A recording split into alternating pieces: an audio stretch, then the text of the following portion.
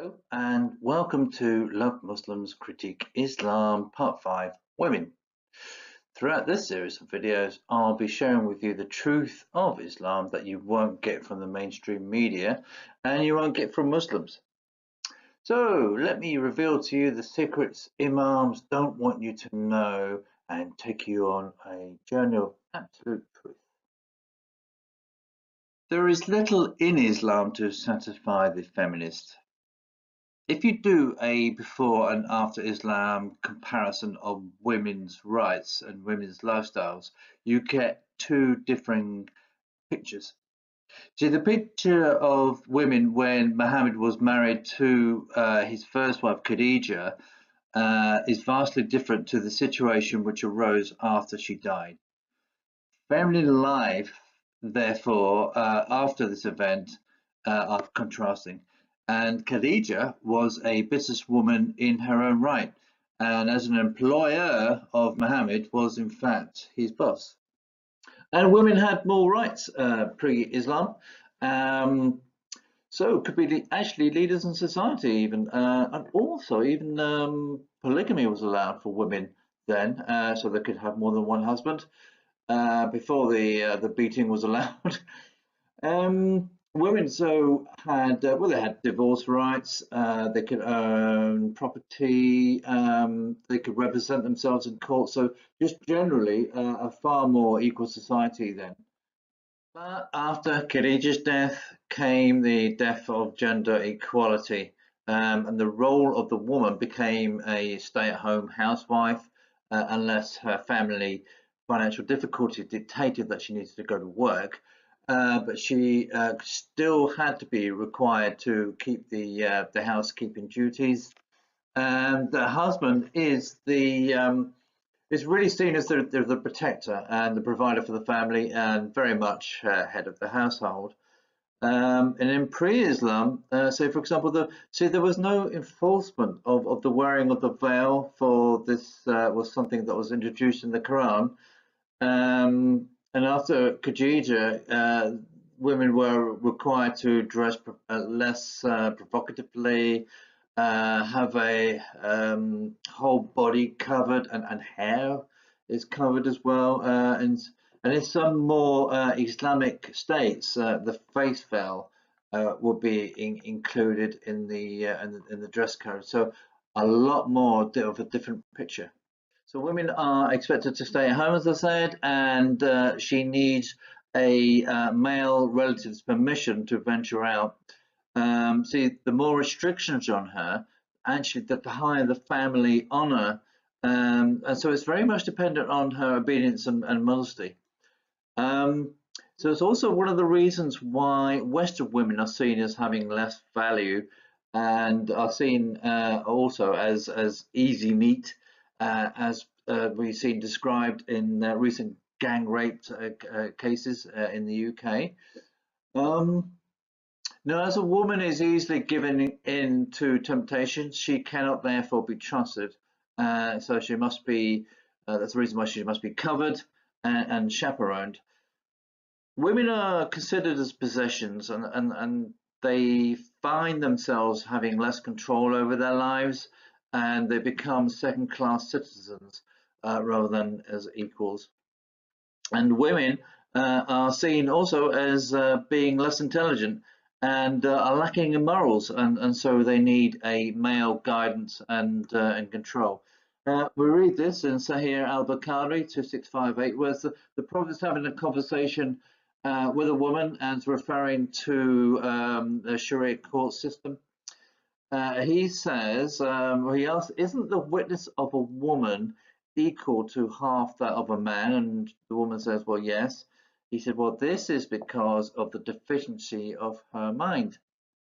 And so it's her lack of intelligence as the justification in their eyes for valuing a woman's testimony as worth that half of a man's. Also, Mohammed states that in hell, mostly women will be there, and this is because they tend to curse and are grateful to their husbands, and are lacking in common sense. And It's the reason for their deficient minds that is the that leads to this lack of common sense. And we read this in Sahih Muslim 142, where Muhammad says, "O women folk, you should give charity and ask much forgiveness, for I saw you in bulk amongst the dwellers of hell." And the reference to most women being in hell, well, just gives them even less hope of getting a place in paradise.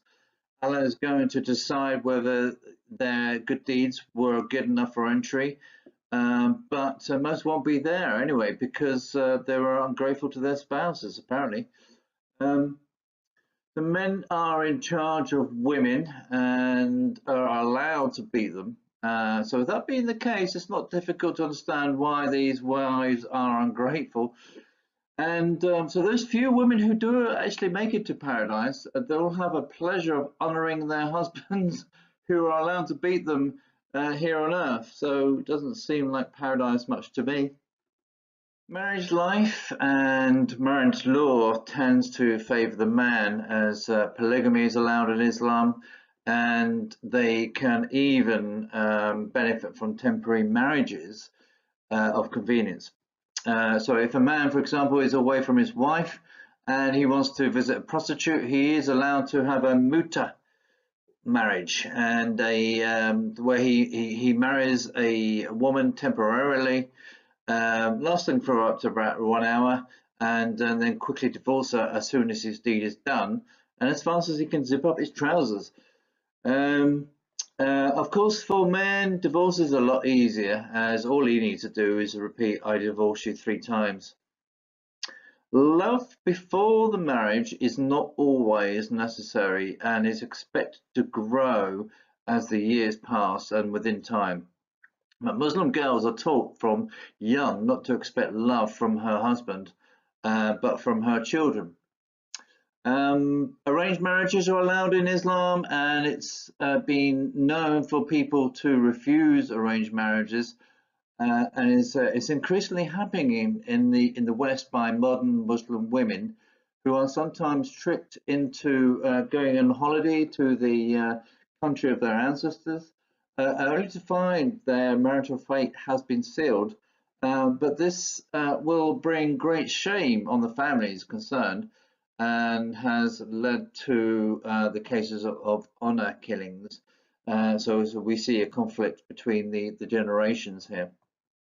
2 Quranic verses in particular come down hard on women. Surah 4:15 in the Quran calls for the death of lewd women, and Surah 4:34 allows corporal punishment even if you think she may have disobeyed. So we read this, but those wives from whom you fear arrogance, first advise them, then, if they persist, forsake them in bed, and finally struck them. But if they obey you once more, seek no means against them. Indeed, Allah is ever exalted and grand. That's Surah 4:34. And the word strike here is in this verse means to hit in the original Arabic language that we are encouraged by Muslims to read the Quran in. So we have to go by the original Arabic. Girls need to be virgins if they are to marry, and marriage in Islam is for women a duty and a godly gift, and is really it's a contract where a gift of money is paid for the exclusivity of a bride, and anybody remaining single is committing a sin, and remaining childless is a concept in Islam that just doesn't make sense. Usually there is an agreement between 2 families for the marriage pairing. This is a pairing of convenience and is often arranged at the Hajj. So it's more seen as a business contract than a love match of 2 people, especially if the marriage is arranged outside the family, where the reason for permission to marry could be for status, for example, or financial gain. And almost all Islamic marriages are arranged, and commonly the bride and groom will be related as first or second cousins. And with some couples, they might not even meet until the very day of their marriage. Interfaith marriages are only allowed for men, and provided that the bride, converts to Islam and the children are brought up as Muslims. As women are inferior to men, they have less legal rights, and a Sharia court system is heavily weighed against her. It makes things difficult, though not impossible, for her to obtain a divorce, which now, as then, involves a Sharia court system that is pro-male and not supportive of her. And it considers a woman's testimony as worth half that of a man's, as I said before, and therefore two female witnesses are needed for every one man's.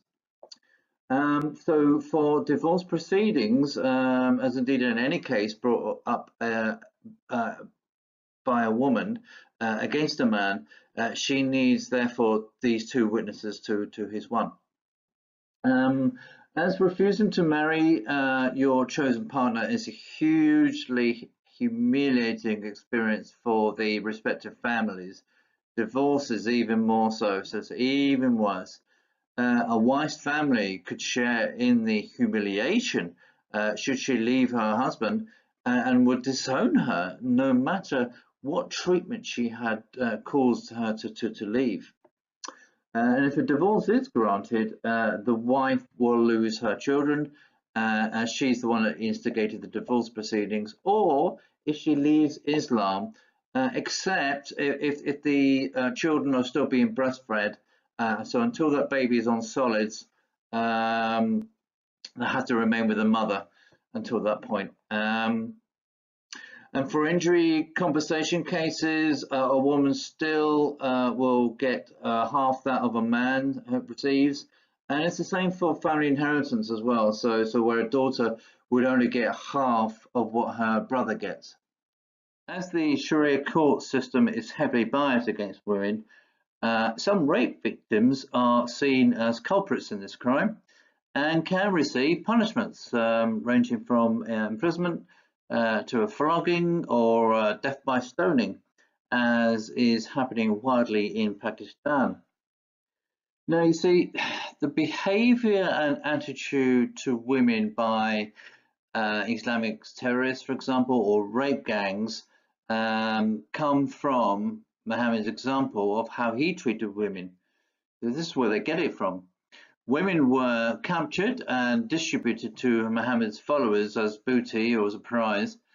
And in the media, these high-profile rape gangs cases recently in the UK they describe the perpetrators as men of Pakistani origin. Now, this is not fair for law-abiding men of Pakistan, because what they have in common, these perpetrators, is Islam, and what the media is doing is suppressing the ugly and thorny truth that Islam is the problem, not the fact that they're from Pakistan. Female genital mutilation, or FGM, which is the practice of cutting a clitoris, has been illegal in the UK for over 3 decades, once finally political correctness had been pushed aside long enough for the banning of this practice to be put in statute. But even though to date there have been no successful prosecutions, despite that about 130,000 Muslim women in Britain have had this performed on them here or abroad. Now, Muslim scholars agree that female circumcision is a recognized Islamic practice, though many Islamic apologists would deny this. So it is simply not true, therefore, to claim that FGM has nothing to do with Islam, nor is it true to say it is only an African problem and that some would like to have us believe. Some Muslims point to Surah 4 verse 1 and Surah 4:5 for equality for women and proof that women are to be treated with kindness. But both these verses are abrogated by the verses that follow in this same chapter, chapter 4, which is littered with verses which deny women's rights. So, for example, we read that there is polygamy. Women are given less inheritance. It calls for the death of sexual women, their obedience to men, the allowance of physical punishment. You see, the degrading of women is rife in Islam and is supported by men who are allowed to marry slave girls again in this chapter, and also that they excel women. So it's a real put down. And there are stipulations of how women should behave in Islam, with verses on how to speak to avoid seducing a man, and call for women to stay in houses and act modestly. So the verses that stipulate how women are to behave, they underline the control that men have over women in Islam. There are stipulations on how to speak, stay in houses, obey Muhammad as you obey Allah. Muhammad's privileges can take women offering themselves. He takes wives as he wishes. Muhammad's number of wives are limited, except slaves he's attracted to. You can't talk to Muhammad's wife unless it's behind a screen. Do not annoy Muhammad or marry any of his wives after death. And as I read before, men are in charge of women, and men can beat their wives. So, this behavior, an example for men on how to treat women, just comes from Muhammad's example of how he treated them. So let's look at the merry wives of Muhammad, shall we? After Muhammad's first wife, Khadija, died, Muhammad married Sauda bint Zama. Just a few days after her first marriage was annulled when her husband converted to Christianity. She was an early convert to Christianity, and he married her when he was unpopular and bankrupt. He considered divorcing her because she was the oldest and plainest of his wives, as she was fat and very slow. And he did not find her attractive when she was in her 40s, but she pleaded not to be cast off and to be kept within the household for protection, but on condition that she would forfeit her sexual rights to Aisha, his child bride. I think that pleased him immensely, I think. When a wife thinks her husband will leave her, it's down to her, you see, to do all she can to aid reconciliation, which is what Sauda is doing here by foregoing her sexual rights, and therefore blame would not fall upon her. You see, it was Muhammad's will that he would assign a specific day of visitation for sex to keep all his wives happy. And Sauda was saying, well, I will give up my day in bed with you, provided you just keep me on your household. Zainab bint Jahsh, she was the wife of his adoptive son Zayd, Muhammad's first cousin, and married Muhammad after he received convenient revelation allowing his adopted son to divorce her so that the marriage to Muhammad could take place. You see, whenever Muhammad is questioned about the morality of his behavior, he would often have these revelations of convenience giving him permission to carry on doing what he wanted to do. And so he gave the instruction for adopted sons to be called by their blood father's name, or if you didn't know that, called them brothers in faith. And this now reverts any adopted son to their original family name, if known, and to render them unadopted, thus bringing the end to the practice of adoption. Didn't know that, did you? Rihanna bint Zaid, Ibrahim Amir, was a wife of a Jew and made a widow and was taken as a slave during the Banu battle when 750 men were killed. Having been made a widow by Mohammed, she refused to convert and so was kept as a concubine as prize, but still married her anyway. Um, Now, another wife whose name I always struggle to pronounce, so I'm not even going to pronounce that or attempt to. There it is on the screen. You have a go if you want to. She was she was another wife of a Jewess and also taken as booty and was said to be very beautiful. She was the wife of a chief who was defeated in battle around about 628 AD. She tried to buy her freedom, but she caught Mohammed's eye, and he married her at the age of 58 when she was just 20 years old. And Aisha was supposed to be really quite jealous of her beauty. Safiya bint Huay, yes, another name I can't pronounce either, was the 17-year-old wife of another Jewish chief. Kaiba Kanana, and was forced to become Mohammed's wife when her husband and cousins were tortured and burned at the stake to reveal the whereabouts of their hidden wealth at yet another siege. I think it's the Battle of Khaybar around 629 AD, which was won by Mohammed when the Jews surrendered. Zavia's father, brother, uncles, cousins, and husband were all subsequently killed.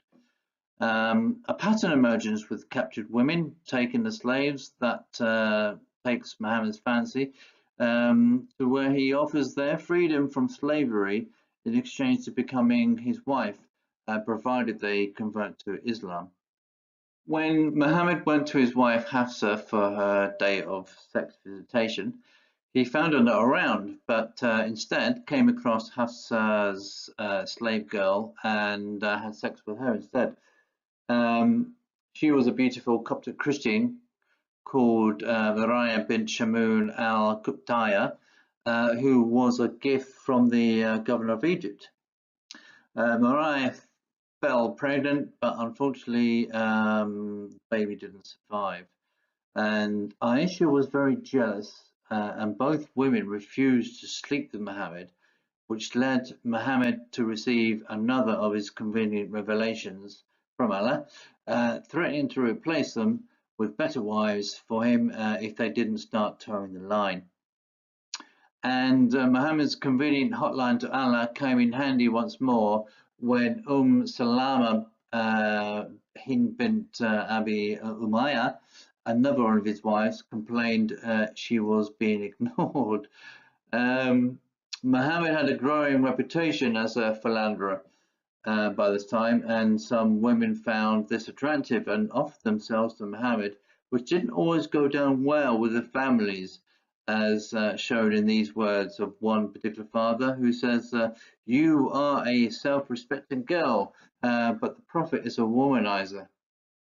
When Muhammad was attacking the family of Mulaika bint Ka'b, they gave their beautiful daughter to appease him, but he killed them anyway, and because of that, she demanded a divorce.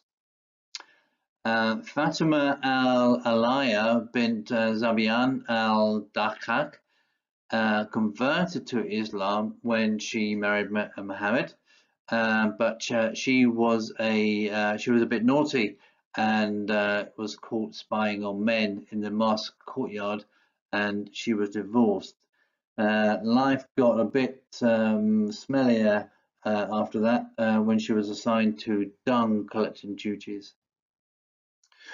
And so we come to Aisha bint Abu Bakr, Muhammad's 6-year-old child bride. And I will leave the last word to Mohammed, comparing this favorite wife of his with his favorite meal. When we read this in Sahih al-Bukhari 3411, where he says, Many amongst men reached the level of perfection, but none amongst the women reached this level except Asiah, Pharaoh's wife, and Mary, the daughter of Imran. And no doubt the superiority of Aisha to other women is like the superiority of Farid to other males. Says it all really. And till next time, goodbye.